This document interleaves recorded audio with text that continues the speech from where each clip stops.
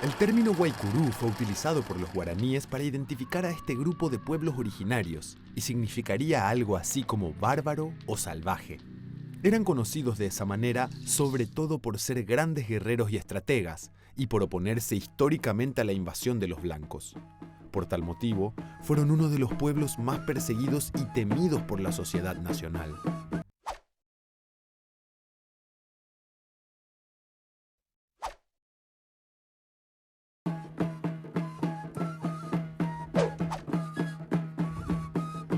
Los españoles llamaban a este pueblo toba, o frentones en guaraní, porque anteriormente se rapaban la parte frontal de la cabeza, dando la impresión de una frente más amplia. Los miembros de este pueblo son conocidos como Toba Quom y se autodenominan Emok Toba y Quom Lik, que significa ser humano, un significado mucho más justo y menos calificativo que bárbaros.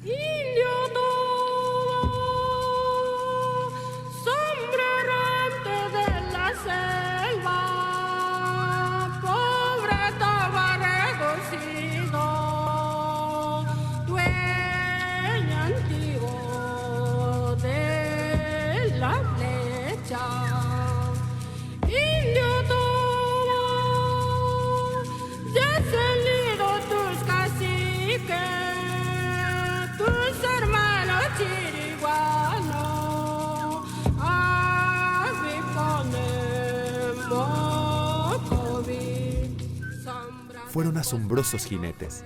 Tomaban los caballos de los españoles y los montaban con una técnica propia y con una agilidad sorprendentes, cabalgando incluso a través del complicado territorio de bosques y selvas.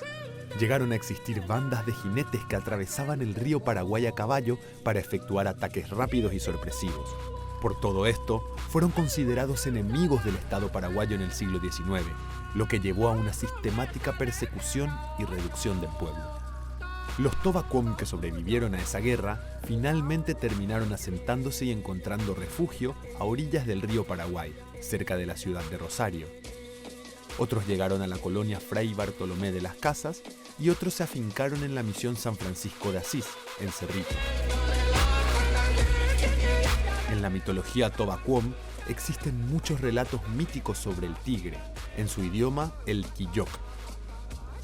Es un animal muy potente y poderoso que tiene una relación directa con los chamanes, porque tanto chamán como tigre comparten un mismo dueño. Los Toba Quom poseen conocimientos ancestrales para el tratamiento de las enfermedades y para mantener la salud. En la actualidad existen aún en las comunidades ancianos y ancianas que practican la curación utilizando grasa de animales silvestres para fricción, infusión de zumo de hierbas medicinales y succión.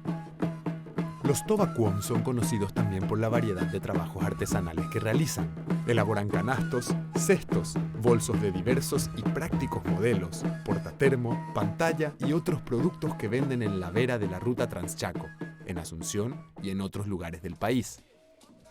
Naimatak, o Fiesta de la Alegría, es el nombre de la fiesta más importante del año para los Toba, donde se reúnen a agradecer y a celebrar a la naturaleza.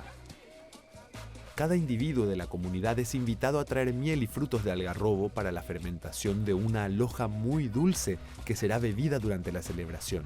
La convocatoria se inicia con el sonar de los tambores de los expertos en fermentación, que cantan rítmicamente las canciones tradicionales.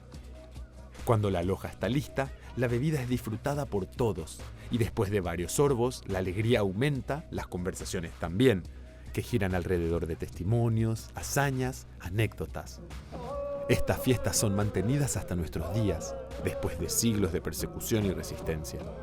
Actualmente, luego de su larga historia de resistencia, los Toba Quom son una minoría dentro de los pueblos originarios de Paraguay y son los únicos miembros de la familia lingüística Guaycurú en el país.